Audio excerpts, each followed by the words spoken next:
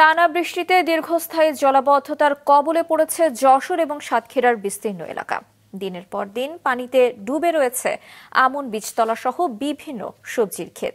এতে দেখা দিয়েছে গোড়া পচা সহ নানা রোগবালাই। বাড়িঘর থেকে পানি না সরায় চরম দুর্ভোগে পৌঁছেছে দুর্গত এলাকার মানুষ। বিঘ্নিত হচ্ছে লেখাপড়া। যশোর রিপোর্টার রাহুল রায়ের পাঠানো তথ্য এবং ছবিতে ডেস্ক রিপোর্ট। চলতি মাসের শুরু থেকেই থেমে থেমে বৃষ্টি হচ্ছে যশোরে। এতে জেলা সদর উপজেলার বাড়িনগর, চূড়ামনকাটি, লেবুতলা সহ বিভিন্ন এলাকার সবজি এবং অধিকাংশ উপজেলার ধানের ক্ষেত জলাবদ্ধ হয়ে পড়েছে। পানিতে ডুবে থাকায় গাছে গোড়া পচা রোগ দেখা দিয়েছে। নষ্ট হয়ে গেছে অনেক বীজতলা। কৃষি বিভাগের তথ্যমতে পানিতে জেলার ৩,১৯১ হেক্টর ফসল ক্ষতিগ্রস্ত হয়েছে। এতে বিপাকে পড়েছেন কৃষকরা। টানা ৪-৫ দিন বর্ষায় আমাদের ব্যাপক ক্ষয়ক্ষতি হয়েছে। ধান আমরা কিভাবে লাগাবো কোনো পরিস্থিতি আমরা খুঁজে পাচ্ছি না। এবছর আমাদের শাকসবজি যা লাগানো ছিল একই অবস্থা। যে কোনো আবাদ করেছি সব আবাদগুলো নষ্ট হয়ে গেছে। সার দিলাম, ইউরিয়া, টিএসপি, পটাশ, সালফার দিলাম, এগুলো আছে তোমার পানিতে ধুয়ে চলে গেছে। তরি তরকারি, শাক সবজি, তারপরে ধানের বীজ রোপণ, এগুলো সব একাধারে অনাগত বৃষ্টিতে তলিয়ে গেছে। সংকট কাটাতে জলাবদ্ধ এলাকা থেকে দ্রুত পানি নিষ্কাশন সহ নানা পরামর্শ দিয়েছে জেলা কৃষি সম্প্রসারণ অধিদপ্তর। অতি বৃষ্টির কারণে কিছু কিছু সবজির ক্ষেত অবশ্যই নষ্ট হয়েছে।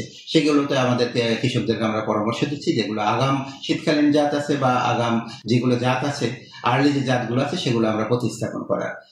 এদিকে সাতক্ষীরা পৌরসভার ৯টি ওয়ার্ড, পুলিশ লাইন্স সহ জেলা সদর উপজেলা তালা, কলারোয়া, দেবহাটা ও আশাশুনির বিস্তীর্ণ এলাকা জুড়েও অথই পানি। ফসলের ক্ষেত ক্ষতিগ্রস্ত হওয়ার পাশাপাশি ভেসে গেছে বহু মাছের ঘের। বাড়িঘরে পানি থাকায় চরম দুর্ভোগ পোহাচ্ছেন মানুষ। অনেক শিক্ষা প্রতিষ্ঠানে পানি থাকায় ব্যাহত হচ্ছে পাঠদান।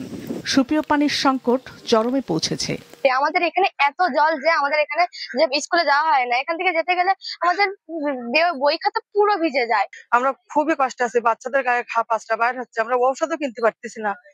জেলার জলাবদ্ধ এলাকা পরিদর্শন করে পানি নিষ্কাশনে দ্রুত প্রয়োজনীয় ব্যবস্থা নেওয়ার আশ্বাস দিয়েছেন উপজেলা নির্বাহী কর্মকর্তা।